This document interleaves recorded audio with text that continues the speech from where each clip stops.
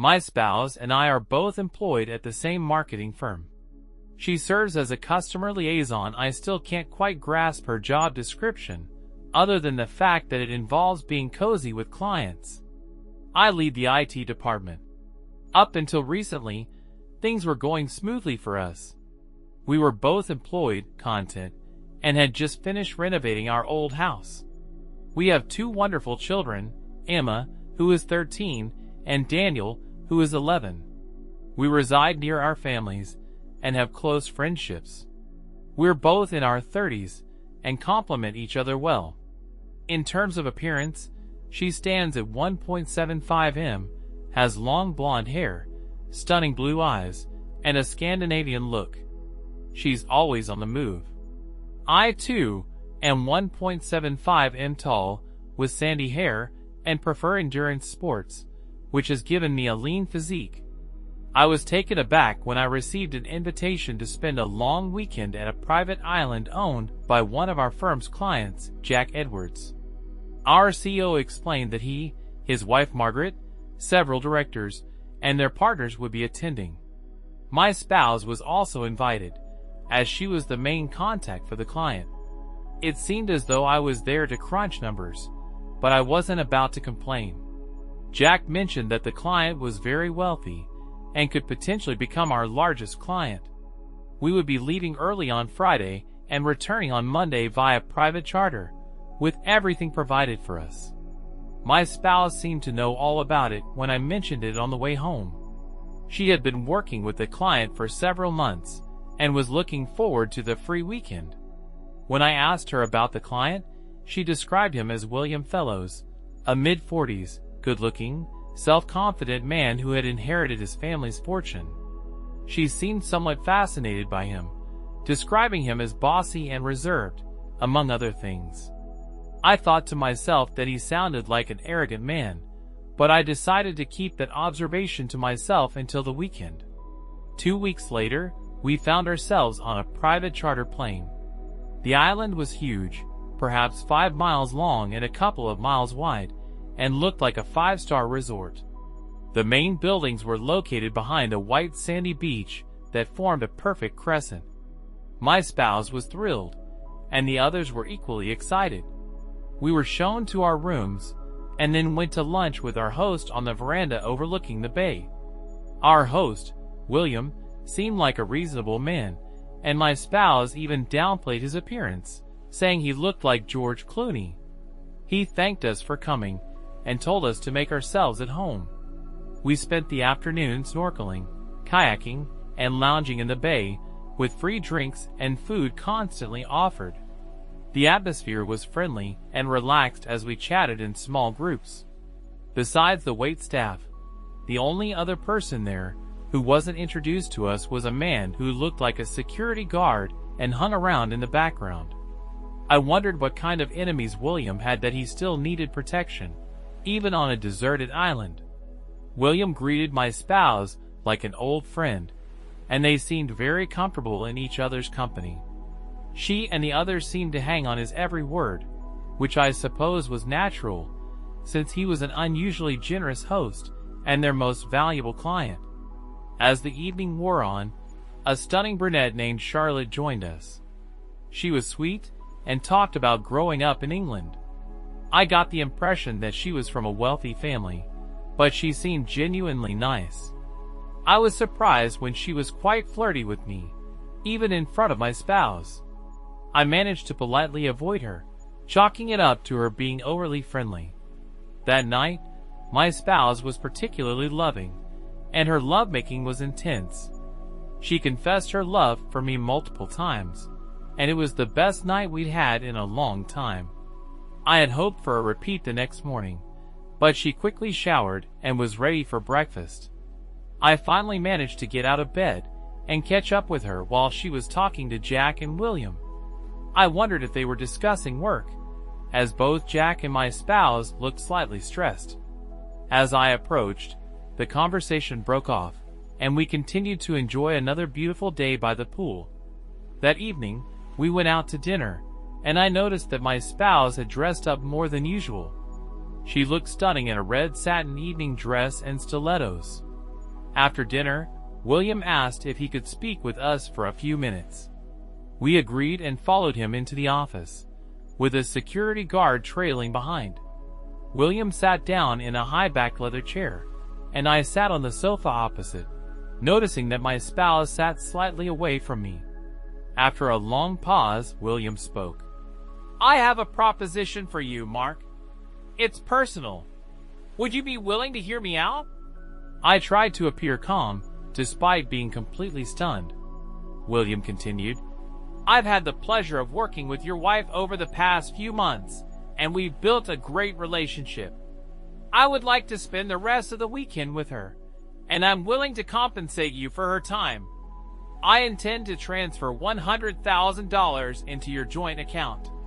I laughed, thinking it was a joke, but no one else did. William continued, "As in any other business, I'm willing to negotiate the price to get what I want.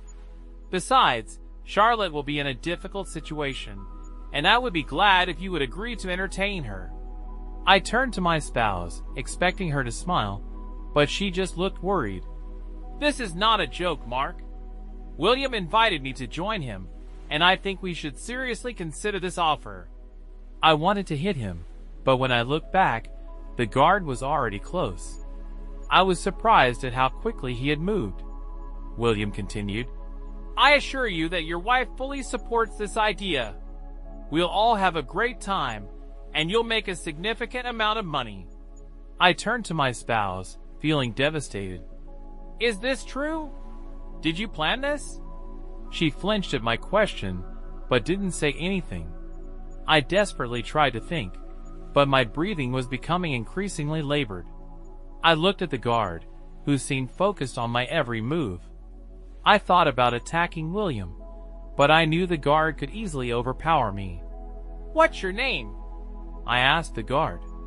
"Shane, sir," he replied, "and I cannot comment on the matter.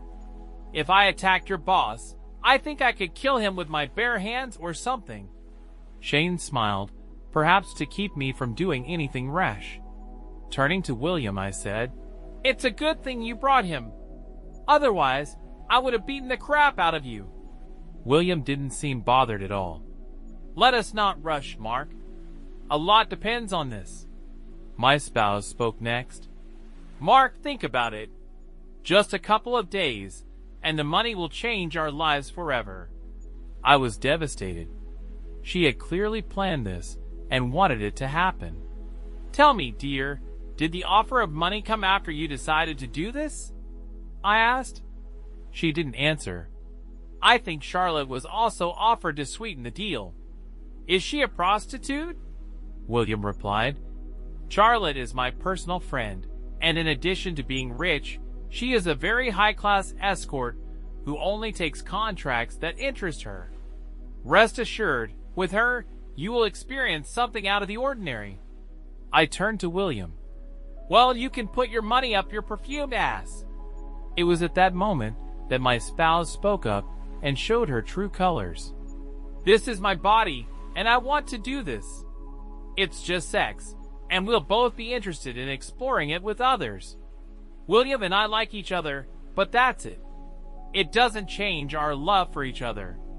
I'm sure you and Charlotte will have a good time too." I was stunned by her words.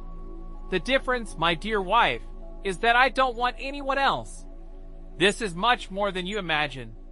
This is betrayal and conspiracy behind my back. I will never be able to trust you again. And if you're willing to do it once, then why not do it again?" She quickly replied, "You're overreacting. I told you about this, so it's not a conspiracy or a secret. I'm being absolutely truthful. This will happen, and then I will return, becoming completely yours again. If you love me, you will only allow me this one thing. Think about what we can do with the money, holidays with the kids, everything. Don't you dare use our children as an excuse. We don't need the money, and I don't think you'll take me back.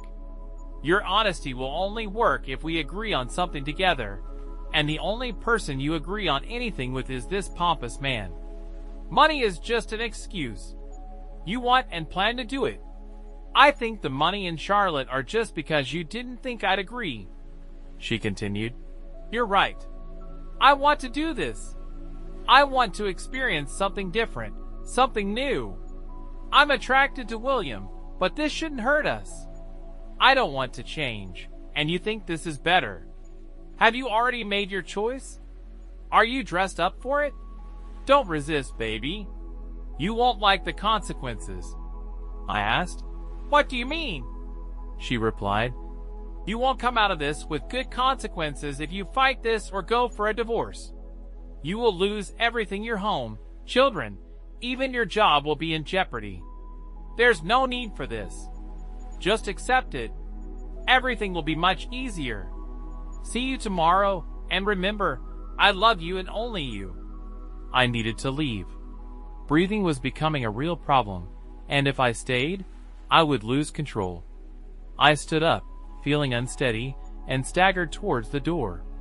I heard my spouse calling my name, but I kept walking. As I crossed the hall, Charlotte came up to me and hugged me, saying that everything would be fine. I turned to her and asked, "Who are you? A consolation prize?" She walked away with her head held high. I kept walking and eventually made it outside. I heard footsteps behind me and was disappointed to see that it was Shane, the security guard, and not my spouse. "Listen, Shane, you just need to back off," I said. "I would love to, but I need to make sure you don't do anything stupid," he replied. "For example, do you have any ideas? Because I don't have any." Shane suggested that I sit against the wall, pull my knees up, and focus on taking long, slow breaths. After a few minutes, I calmed down. "Thank you," I said. "I probably had an anxiety or panic attack." Shane replied, "You were quite pale, but now you look more pink. Speaking of stupid ideas, is there a way to get off this island?" I asked. "Seriously, you can't get off this island today. There are no boats. The plane and pilot left for another charter, and you might be able to radio for help, but a cheating wife is hardly an emergency." Shane continued, "I'm glad you think she's unfaithful. She doesn't seem to understand that, and I'm already starting to doubt myself. What should I do? I can't even beat the crap out of him." Shane suggested that there was a ship coming early Monday morning with cargo, and I could take it if I wanted to avoid the plane with everyone else going home. He said that no one, including him, wanted to be accused of kidnapping or imprisonment. He even offered to go with me, saying that the contract was losing its attractiveness and that he didn't like being on the wrong side, even if it paid well. The next morning, I changed into my gym clothes and hurried down the stairs, hoping to avoid everyone and go on my date with Shane. Unfortunately, as soon as I entered the dining room, silence fell. I looked for something quick to eat and grabbed some fruit. The noise of conversations resumed, and I heard comments about everything being fine and that she would come back. John Cousins, the CFO, came up to me with his wife. "Look, we've all been through this. Just let it happen. It's nothing personal. He dates other wives, but then he moves on, and he is very generous." At that moment, my spouse and William appeared.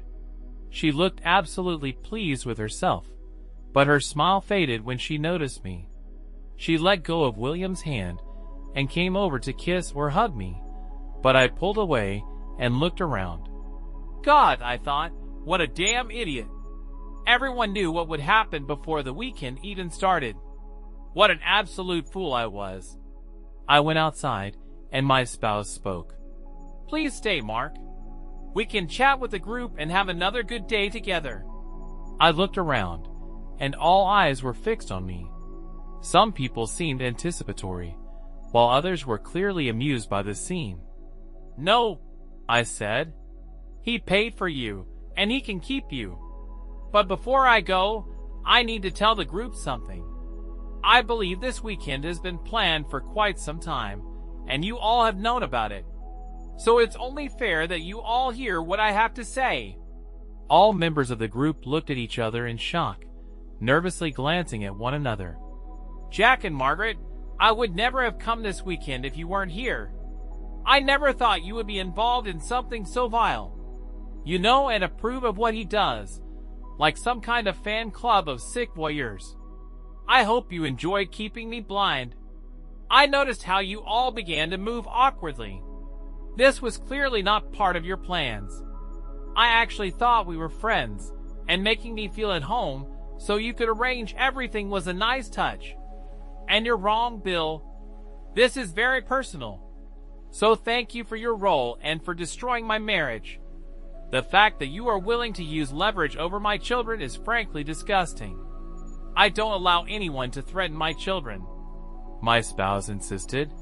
You're making too big a deal out of this. It was merely a momentary lapse, a fleeting encounter that shouldn't shake our foundation. I've already expressed my love, I interjected.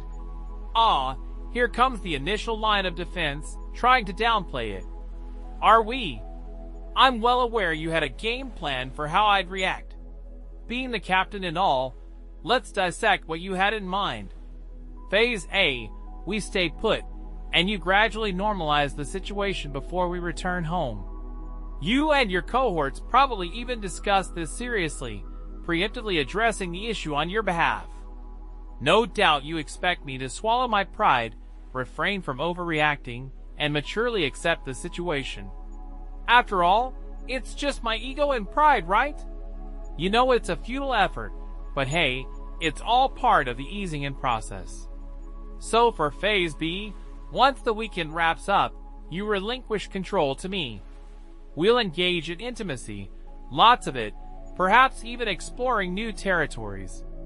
Leveraging your connections will rejuvenate our bond, and we'll emerge stronger than ever. I wouldn't be surprised if you plotted ways to seduce me. After all, sweetheart, you can't let my sense of loss linger too long.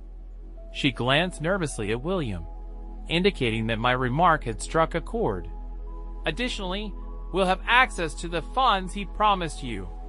With the earnings from your side endeavors, we can treat the kids to a Disneyland trip and meet Mickey. These words elicited visible reactions from several individuals, evident from their shudders. If we're still fighting, Phase C kicks in. You already sowed the seed last night. If I really love you, then I should allow you to do this for one night. This may begin to weaken my resolve, but what do I get after 15 years of devotion to you if I'm treated like crap? You knew I would never agree, and you attacked me with a complete lack of respect. So, this plan won't work. Now you're a little worried. Maybe you better give me time to cool down. In a week or two, you'll find me drowning my sorrows in a bar somewhere, and then you'll ask for forgiveness.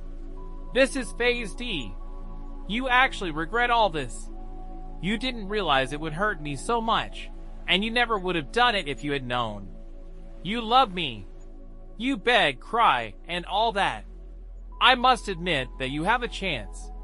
But then, the way you just walked hand in hand with him in front of everyone and looked so delighted with yourself, this confirmed to me that there really was no guilt or regret, only contempt and a desire to humiliate me. Phase D won't work for you. So, finally, a backup plan may be needed. Phase E, threats. You will take all the money, the house, and set the children on me.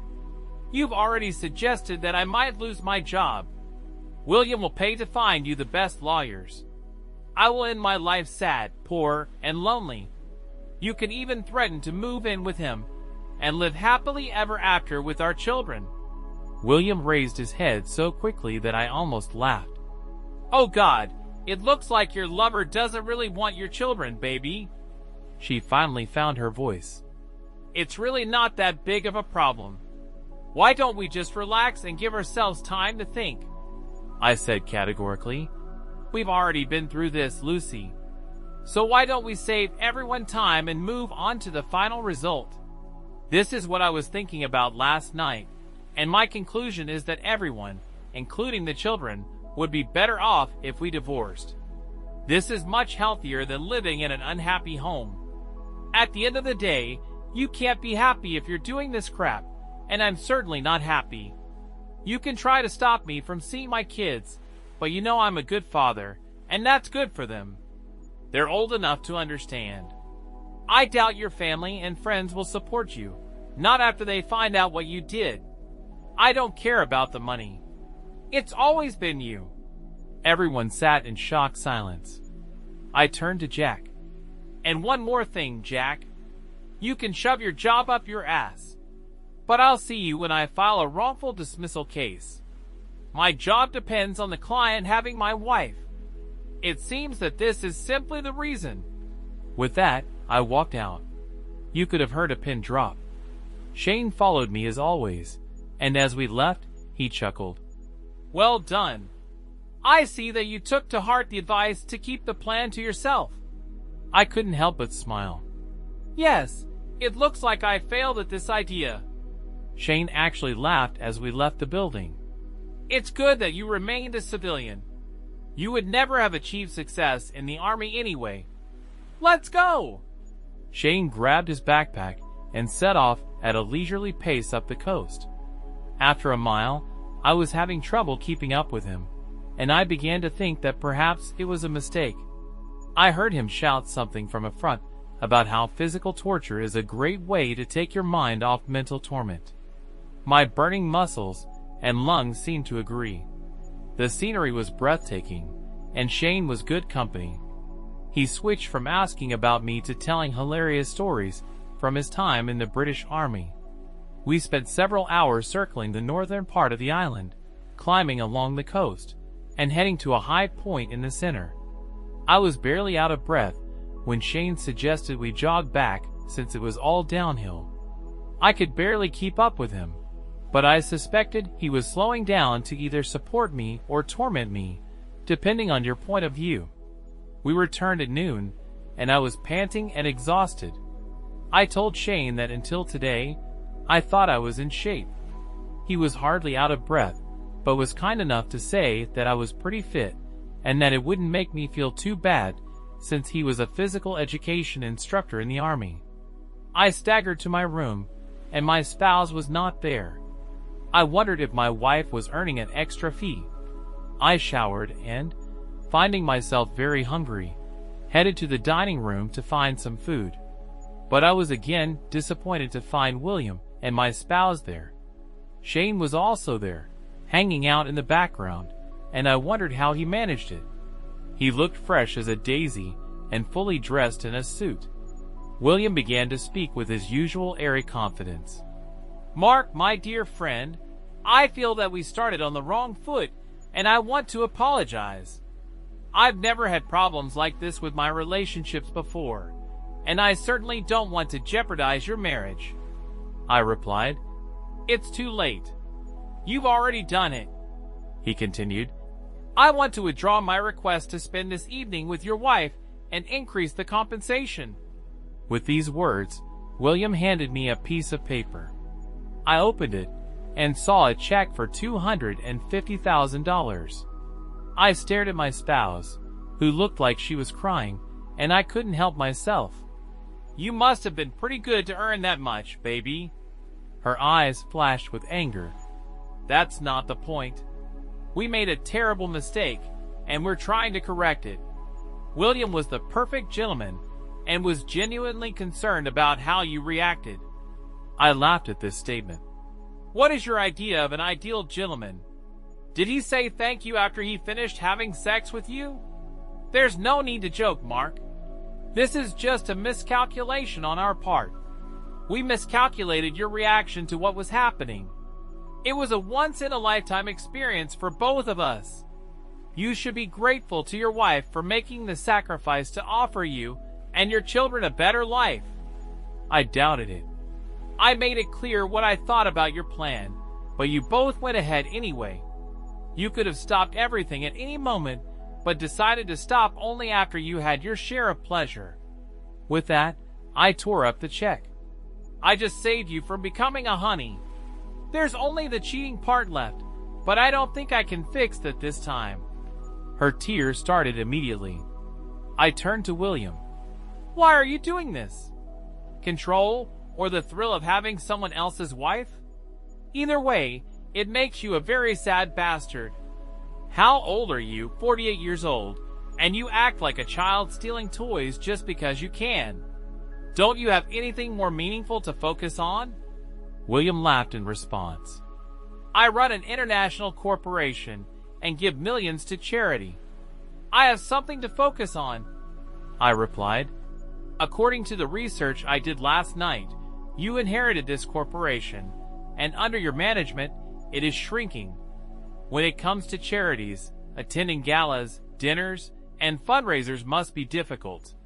When was the last time you did something yourself, got your hands dirty, and actually helped another person? I doubt you have it in you. You're so self-absorbed and too busy playing games with people's lives. Judging by the way you planned this weekend for everyone to know, you must be turned on by humiliating others. Sorry, Lucy, but it wasn't just because he wanted you. He wants every board member's wife, so you're one of many. Why don't you, William, try to grow up, have a real relationship with someone, put some of your wealth to good use, and stop being a complete asshole? For the first time, I saw him stumble over his words and look unsure of himself. Shane, you better get that piece of crap out of my sight before I take a chance on you. I saw Shane hide a small smile before saying to William, I think it's time for us to leave, sir, before your safety becomes an issue. After they left, I grabbed a snack and went down to the beach, trying to avoid the others. Just when I thought I was alone on the beach, I noticed Charlotte lying in a hammock reading. If she had been beautiful before, now when she smiled, she became truly dazzling. I approached her. I'm sorry about last night. Before I could continue, she replied, There's no need for this. I was sure that you would accept the offer. If I had known, I would never have approached you. Your reaction is completely understandable, and your speech at breakfast was absolutely wonderful. I couldn't agree more. When you left, Lucy burst into tears, and I've never seen William look so embarrassed. I loved every minute of it. I answered, Thank you. Good. I'm even glad that something is starting to become clearer. I'm already tired of being told that this is nonsense. You see, William has no idea what to do with you. He had never been rejected before, and was not used to dealing with morals. He already offered you more money, didn't he? She replied. Yes, just before I came down. $250,000. Damn idiot. I told him not to do it, but he's used to paying enough until he gets what he wants. He will pay for this, both in business and personally. Charlotte was easy to talk to, and she listened intently as I talked about my marriage and children. She was clearly intelligent and highly educated. She expressed surprise that my spouse would do this while in a seemingly happy marriage, suggesting that there had been some kind of unhappiness or open marriage arrangement between us. I thought about it. No, it's just an unexpected ambush. She seems to be completely fascinated by this guy. He can have that effect on a woman. It's all very charming, but the river isn't that deep, if you know what I mean. We talked some more, and I felt a little better. I think you really love her. Your reaction to the proposals and at breakfast must be breaking your heart, she said. I shrugged. I'm sorry that I took part in this. It's not your fault. I just need to survive one more night, and then maybe I can escape. She smiled again, and it was starting to distract me. Well, maybe I can help with this. Everyone was surprised when I came to dinner. My spouse no longer sat next to William. Dinner was quite normal, although I ignored my spouse's attempts at small talk.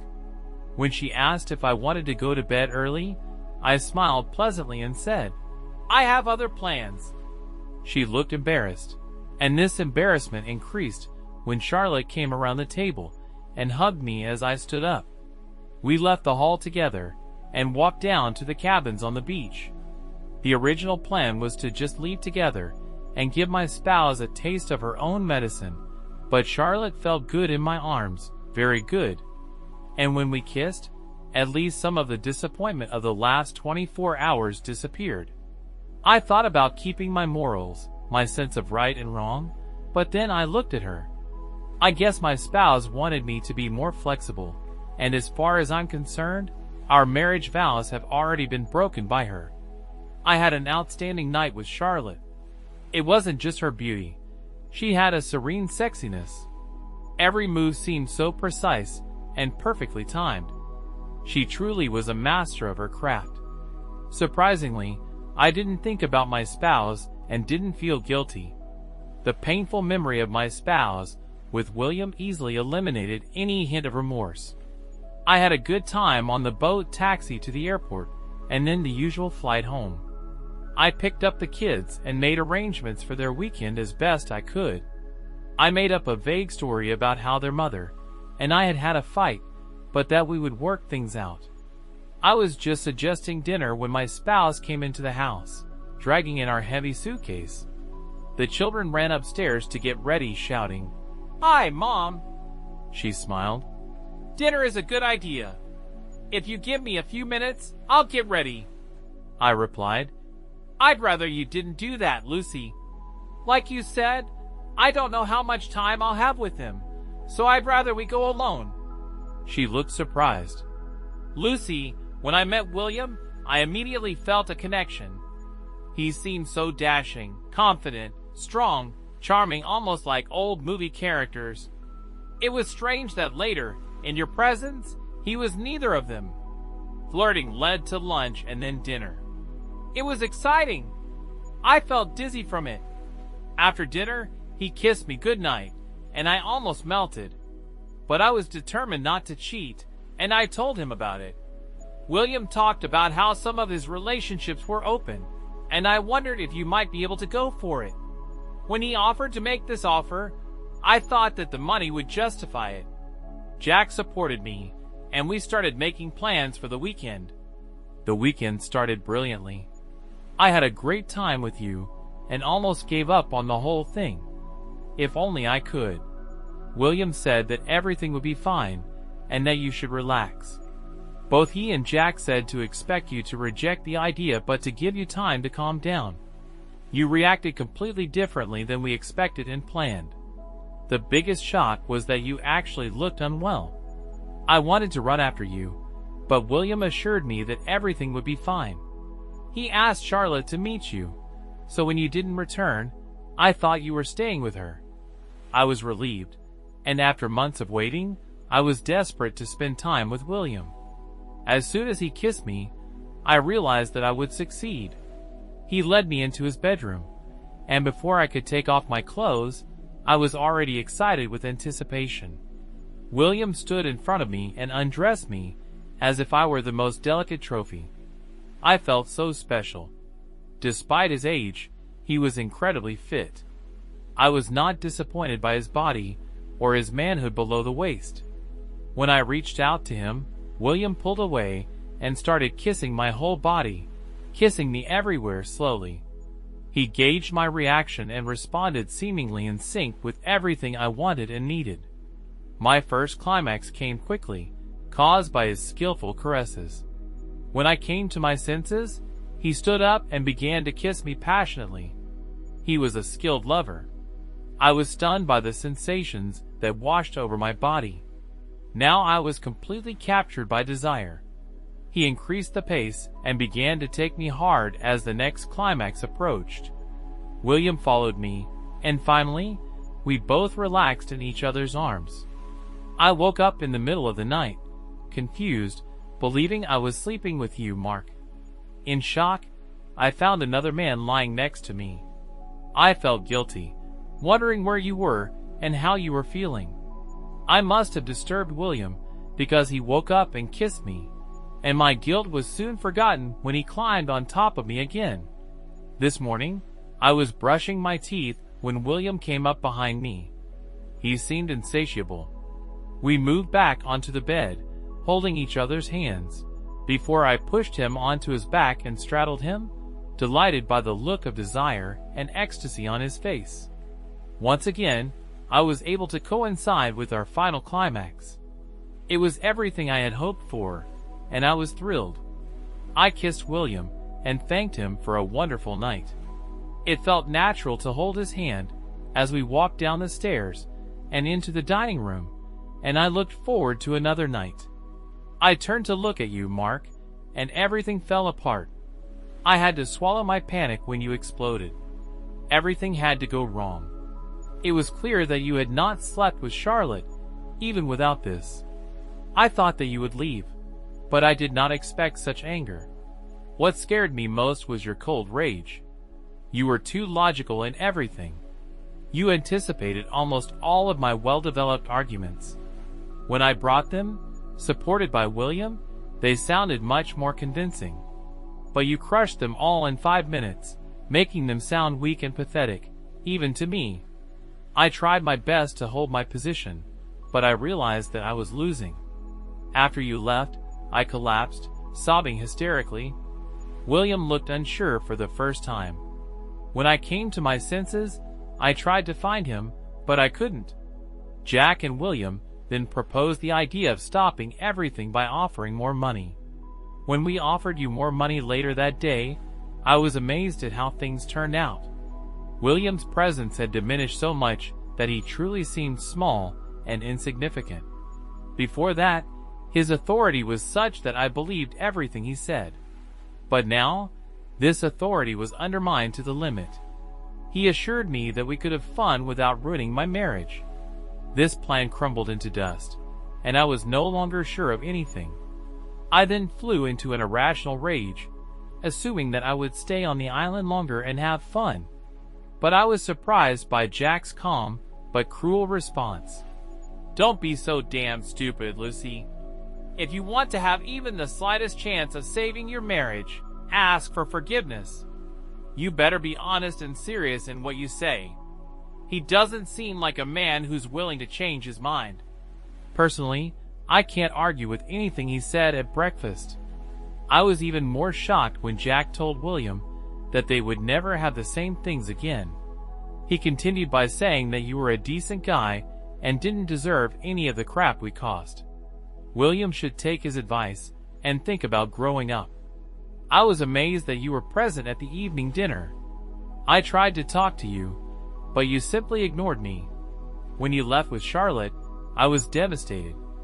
I was going to run after you, but what could I say? Because I basically told you to do it, and I spent most of the trip justifying meaningless sex.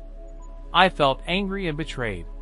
And then I remembered that I had done this and more with you, Mark. But what made it worse was that it was all pre-planned and so public. I think I deserve it.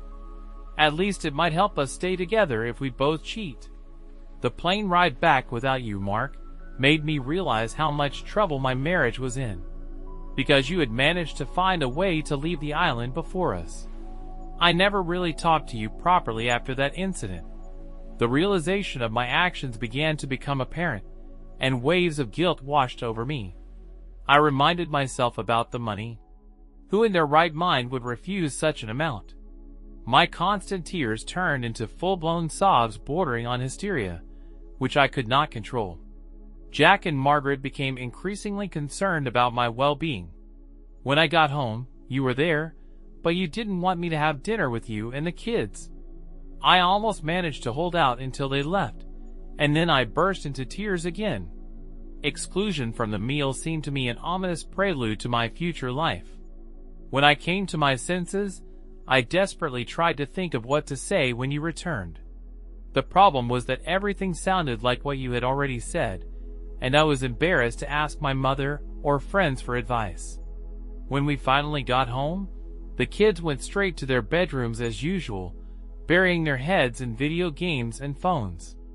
I stood and looked at you in the kitchen. You seemed completely unfamiliar to me. You almost whispered, "Can we talk? I mean properly." I shrugged, thinking that we should figure this out eventually, so why drag it out? "I'm sorry, Mark. I promise you that it was just one time, and I will be yours and as faithful as before the weekend. I did it for the money. It could be life-changing for us as a family. I did it for us." You replied, "You did it for yourself." We were fine, and money wasn't a problem. You couldn't wait to jump into his bed. You must have been in for a fancy dinner and sex. Overall, everyone had a good time. You were overreacting. It shouldn't mean anything, I said. You really should skip phase A, Lucy. It's and you know it. This wasn't casual sex. It was a planned betrayal, arrogant, selfish. All those traits that I hate, and now I hate you very much. So you did the same thing to that? No, I didn't. I took revenge because nothing seems to reach you. You couldn't pull your head out of your ass to see how it affected me. I would never have thought about this if I had a faithful wife. And I hope it hurts, really hurts, so you might have some idea of what I feel. You replied.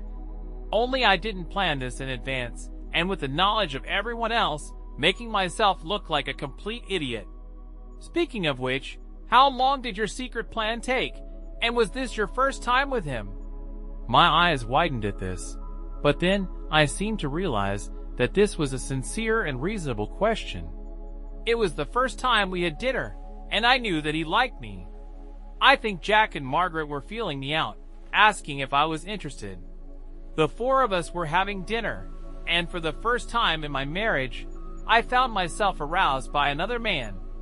His confidence was intoxicating. I knew it was wrong, and I resisted with all my might. I managed not to have an affair then. William suggested the idea of asking you about opening up our relationship and what you thought about changing. We talked about this briefly one evening, but it was clear that you would not agree to this. Then he came up with the idea for this proposal, and I thought that the money would make it all worth it for you. We were nervous as the trip got closer, and he suggested inviting Charlotte to ensure that you would agree. I didn't like the idea, but by then, I just wanted it to happen. I thought that even if you didn't entirely approve of this, we would recover. Then you so effectively destroyed all these ideas at breakfast, and I began to realize the consequences of what I had done. You replied. Was it worth it? I replied. No, of course not. I was so carried away by him and listened to what he said. I never meant to hurt you. You said. Oh, then straight to phase D, unintentional pain. You were enjoying this. It was clear enough from the way you were flying around during breakfast. Now you're just telling me what I need to hear. I replied. Sorry, the honest answer is yes. I liked it. He was good in a different way. It's not bigger or better. It's just different. It was exciting, new, exciting, and I was fascinated by it. He is very experienced and knows what he is doing. But this was the only time. Please don't abandon us and break up our family because of a one-time incident. You smiled ruefully. It's funny, but that's exactly how I would describe what you've already done, destroyed our family because of a one-time act. It's all on you, not me. You're right. It's all my fault. I'm so sorry. I love you with all my heart. I replied. Well, not with all your heart. You gave part of it to him. And even if you claim that you didn't, your love still wasn't enough to keep me faithful. How can I trust you again? I was so trusting because it never occurred to me that you were capable of what you did. I think I don't really know you. I can hardly bring myself to look at you, let alone pretend this didn't happen. You recoiled in shock. You can't say that. You love me. I know I never thought that I could lose you. I replied. I agree. You only thought about yourself and your ass, not about me and the children. But sometimes, love is not enough. I tried to calm down and move away from gaining points in the argument and anger. After a long pause, I continued. Listen, Lucy, even if we stay together and just forget about it, as you suggest, we will never be the same. You destroyed the trust and bond of care we had for each other.